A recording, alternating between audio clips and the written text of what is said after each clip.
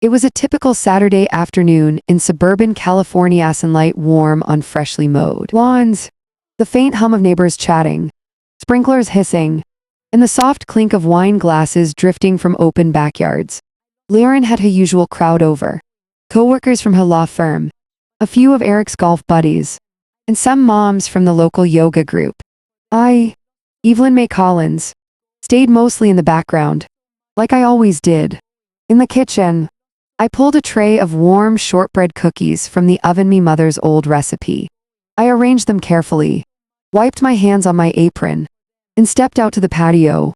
The backyard was buzzing. Lauren stood in the center, cocktail in hand, laughing too loud, gesturing as if everyone was watching her. I caught Eric's polite smile, then looked away. I offered the cookies quietly. A few guests took one out of courtesy. Then Lauren laughed. That sharp, dismissive laugh. "Oh, she just kind of hangs around," she said, waving at me like I was part of the furniture. "You know, decoration." The laughter that followed hit harder than I expected. I didn't say a word. My hands shook slightly as I set the tray back down. Eric avoided my gaze. No one intervened. I spent the rest of the afternoon quietly collecting empty glasses, scraping plates, rinsing dishes.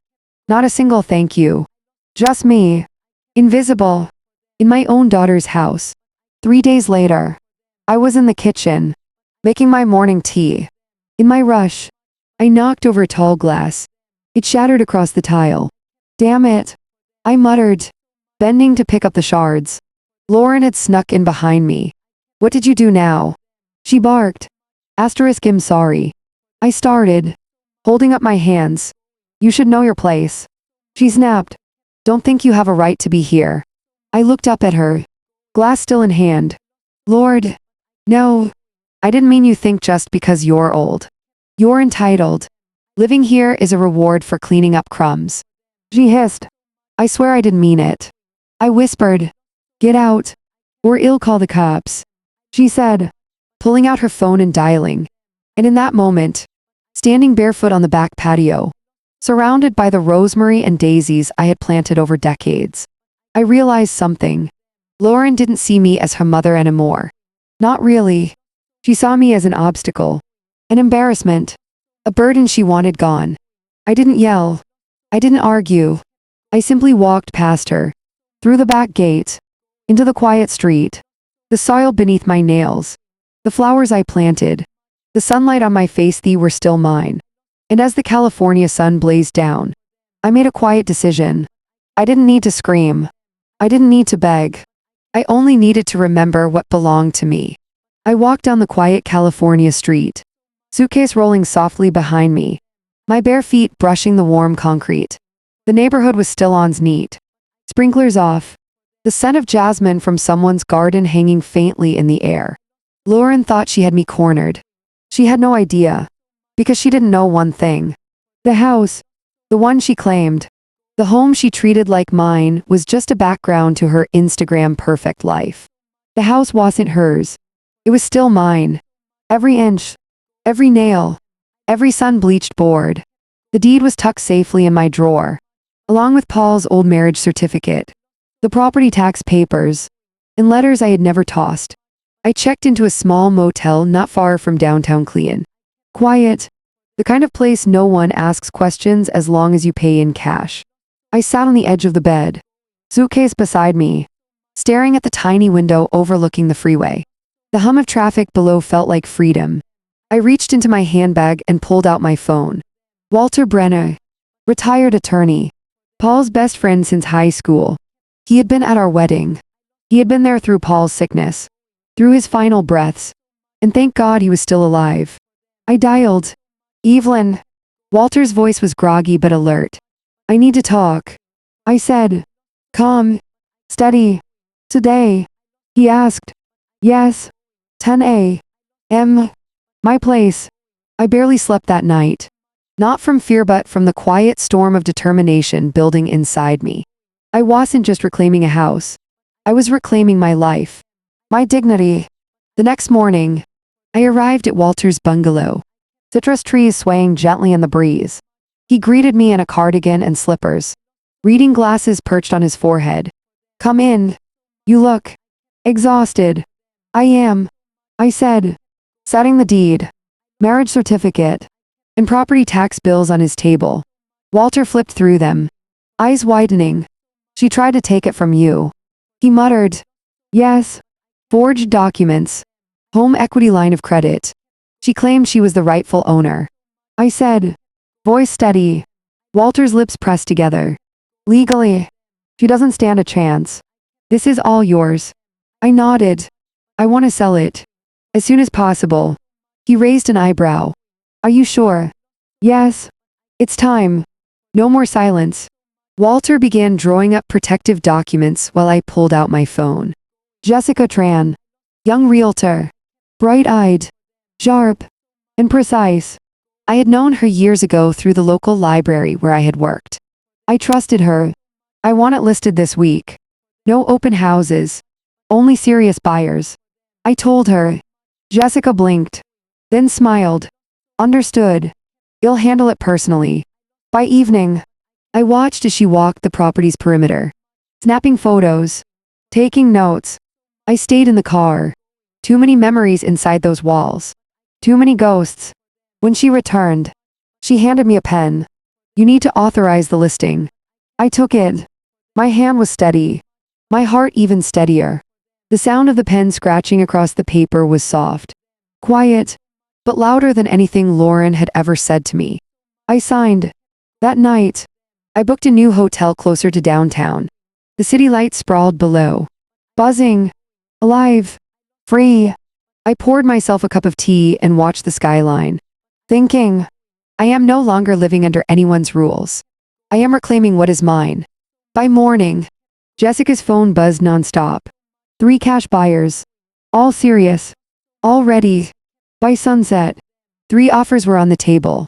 I chose Diane Westfield, a woman in her 50s looking for a fresh start. Not because she offered the most money, but because she spoke to Jessica with kindness, firmness, and respect. The same voice I used to have. I signed the contract. The house was no longer mine, but also no longer hers.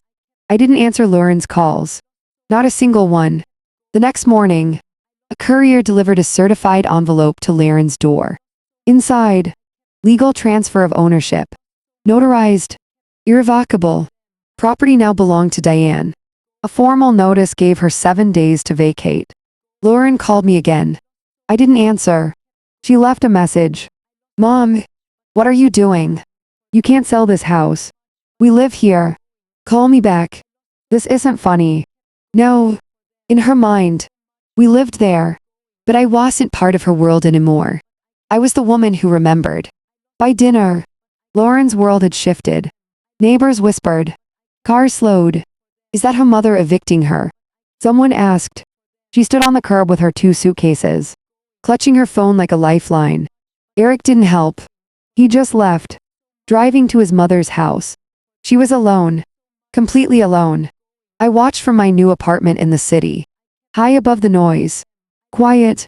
Free. Mint plants by the balcony. Tea in hand. I didn't need to see her leave. I didn't need to answer her calls. Because I had reclaimed my life. From my 24th floor apartment, I could see the city breathe. Neon signs flickered. Taxis honked far below. And the wind carried a faint scent of jasmine and asphalt from the streets. I had planted mint on the balcony. Paul's favorite. Letting the aroma drift into my mornings. I sipped tea. Warm and quiet. The city alive beneath me. Lauren called again. I didn't answer. Not because I wanted to be cruel, but because I had already spoken with actions. Not words. By mid-morning, the first whispers reached the neighborhood. Neighbors slowing their cars. Peering over hedges. Did you hear? The mother sold the house. They say she's being evicted. Lauren didn't just lose the house. She lost her control. The moving truck arrived. Its engine humming like a countdown. She packed her belongings slowly.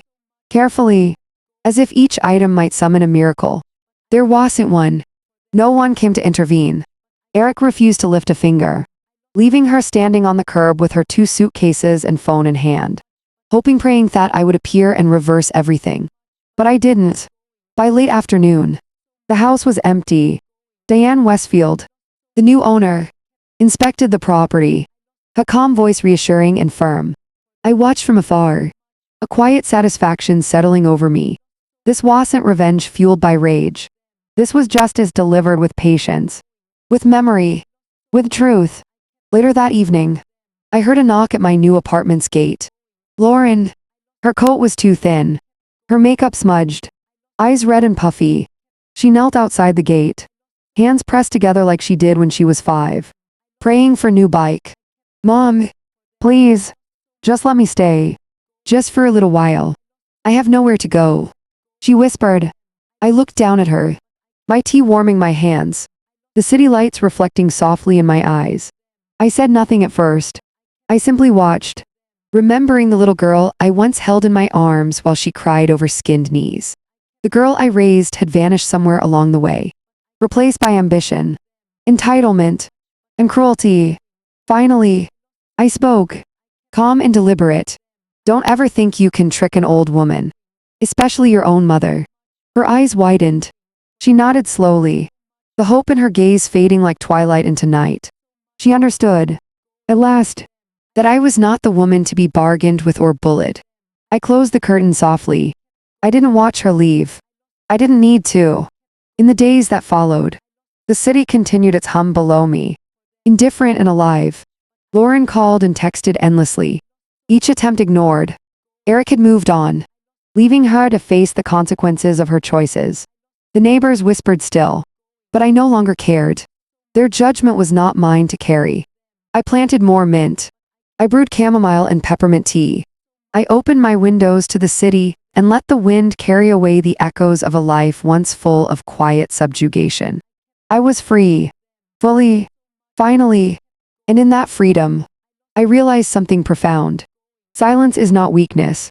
It is memory sharpening its blade. I had stayed quiet for too long. I had swallowed betrayal, endured disrespect, and bent under the weight of what I thought was duty. But mothers remember, and when the time comes, we act not out of anger, but out of truth. The house is sold. Lauren learned a lesson the hard way. Eric chose distance. And me, I am alive, untethered, unafraid. I hum as I walk across my balcony, the city lights dancing in rhythm with the beat of my chest. I plant the mint, crush a leaf between my fingers, and let its aroma drift over my morning tea. Some people think revenge needs shouting, but real power, real justice, it whispers, it moves quietly, it reminds the world of what is owed. And sometimes, it wears pearls, sips tea, and smiles softly while the city carries on below. I am Evelyn May Collins. I am not just a mother, a widow, or a woman who endured betrayal. I am the woman who remembered. And in remembering, I reclaimed everything. The morning after I left Lauren's house, I woke in my small motel room, sunlight spilling over the bedspread. It smelled faintly of lemon cleaner and cheap soap. I reached for my tea, let the warmth flow into my hands, and finally let myself breathe. The house, my house, was still legally mine, but now I had to act. I called Walter Brenner, Paul's old friend and my lifelong confidant. He didn't ask questions, didn't judge. He simply said, 10 a.m., my place, be there. That night, I barely slept, not out of fear, but a strange calm, the kind that comes before reclaiming what is yours. At 9:45 a.m., I knocked at Walter's door. Citrus trees perfumed the air. He opened, cardigan draped over his shoulders, glasses perched atop his forehead. Come in. You look like hell, but you always did first thing in the morning. I smiled for the first time in weeks. I laid out the papers, the deed, purchase contract, tax bills, all in my name.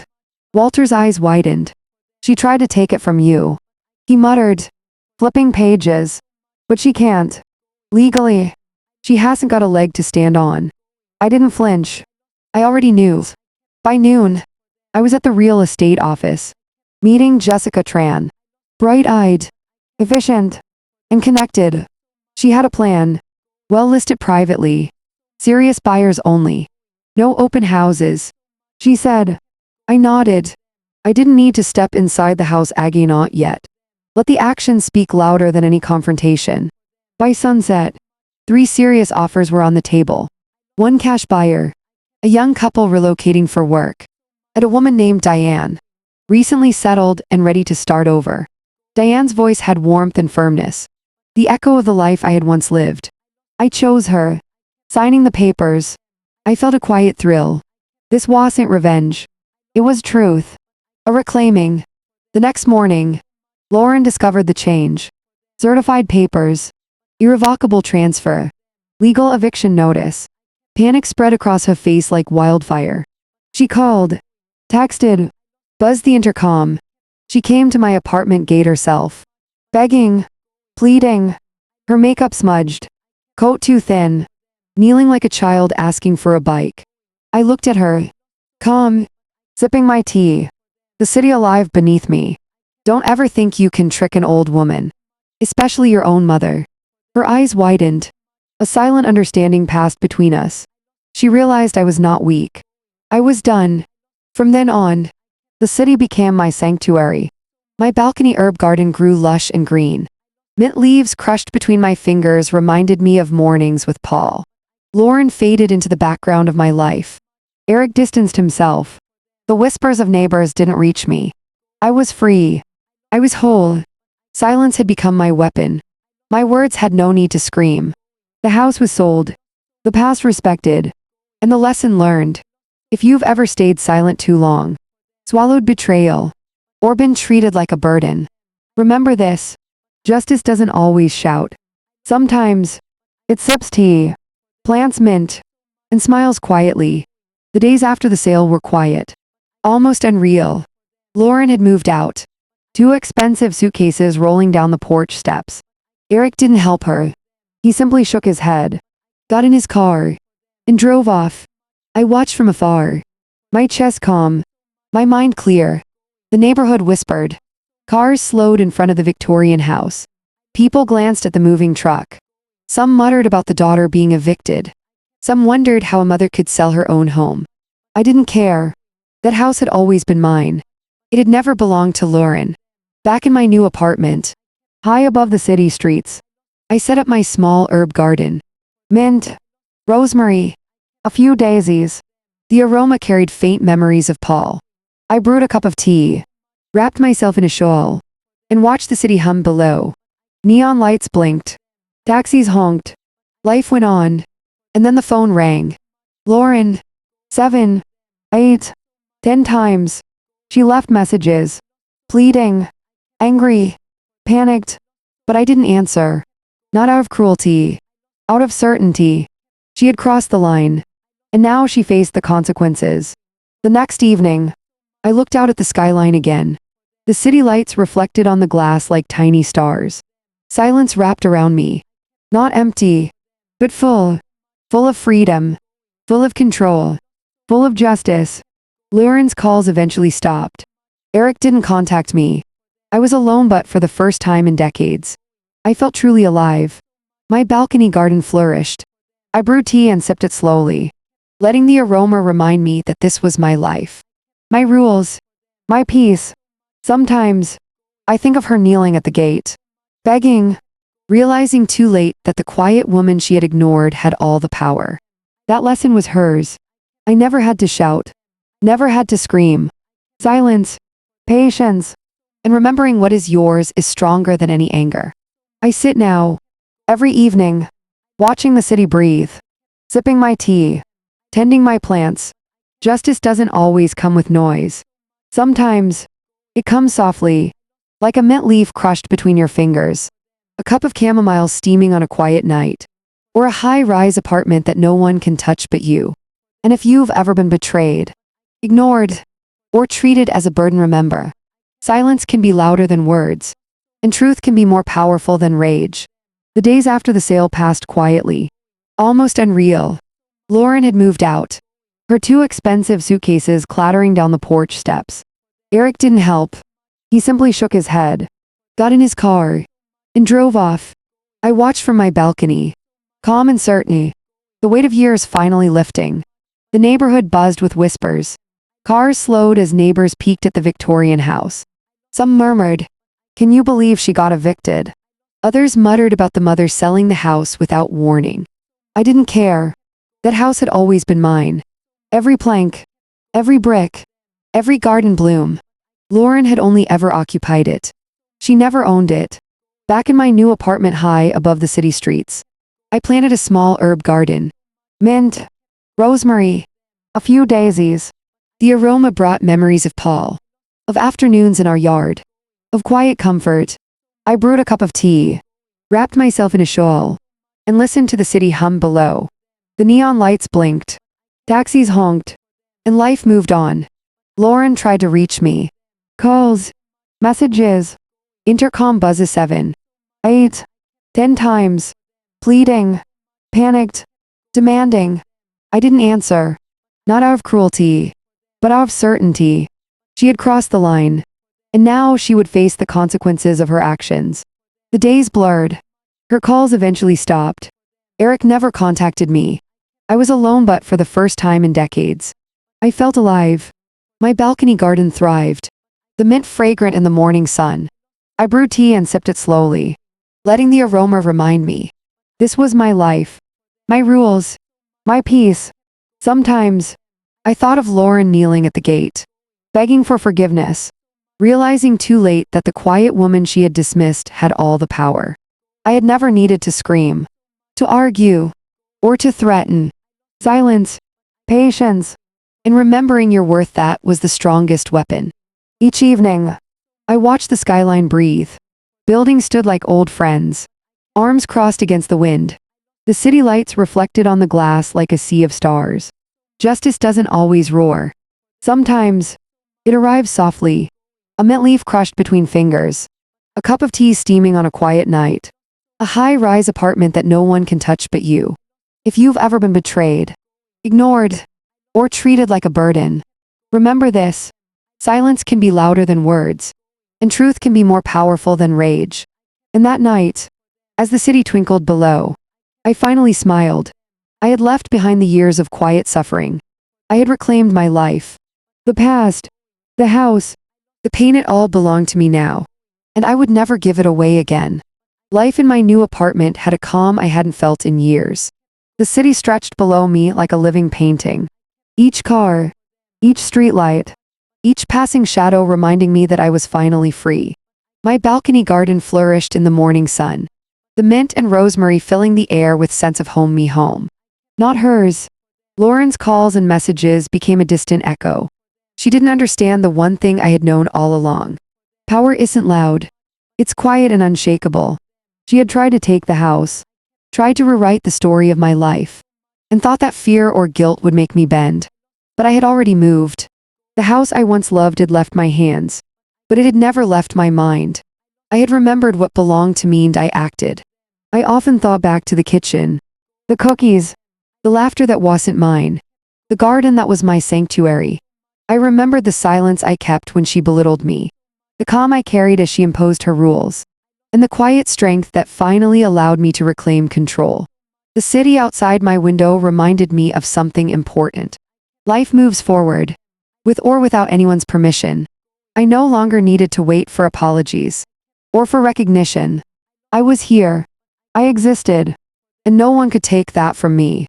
Even in the quiet of the evenings, with mint tea in hand, I could feel the presence of Paul and the memories of our life together, reminding me that love, patience, and dignity are stronger than anger. And now, for the first time in decades, I was fully myself. I knew Lauren would call again. I didn't answer. She would show up. She would plead. But nothing could change what I had done. I had rewritten the rules. I had chosen me. The days after the sale passed like quiet waves. Lauren never came back. At least not to my life. Her calls and messages slowed, then stopped completely. Eric had distanced himself as well, retreating to his mother's house. I didn't feel emptiness. I felt relief. Years of silent endurance, of invisible labor, of belittlement, all of it dissolved like mist in the morning sun. My apartment, modest but mine, became a sanctuary. The balcony garden thrived, each urban flower a reminder of what I had built, nurtured, and protected. I brewed tea in the mornings, crushed a mint leaf between my fingers, and inhaled the aroma of victory without hatred. It was quiet, subtle, imperfect. I never needed to shout, never needed to argue. Justice had arrived in silence, in calm, in remembering. The house was gone, yes, but its story remained with me. Every memory, every laughter, every tear that had soaked into its walls, those belonged to me, and no one could take them. Occasionally, I walked past the Victorian from afar. It no longer held me captive. I watched new owners care for it, renovate, repaint, and breathe new life into the garden I once tended. It was no longer mine, but that didn't matter. What mattered was that I had reclaimed myself. Some evenings, I thought of Lauren. I imagined her frustration, her disbelief, the moment she realized that control is not granted, it's remembered, taken, and honored. I didn't feel anger anymore, only clarity. I had given enough, endured enough, and now I had peace. From my window high above the city, I watched the skyline pulse with life. Neon lights flickered, cars honked, and the hum of the streets reminded me that the world moved on. And so did I. I sat with my tea, mint leaves crushed in my hand. In thought of Paul, I whispered a quiet thank you, letting the breeze carry the memory of love, patience, and courage. I was free, fully free. Lauren would learn, one day, that silencing someone, trying to erase them, never truly succeeds. What cannot be stolen is memory, dignity, and the strength to act when the time is right. I had been pushed aside, treated like a burden, called names, ignored, and dismissed. But in the end, I remembered who I was. I remembered what I had built. And I acted.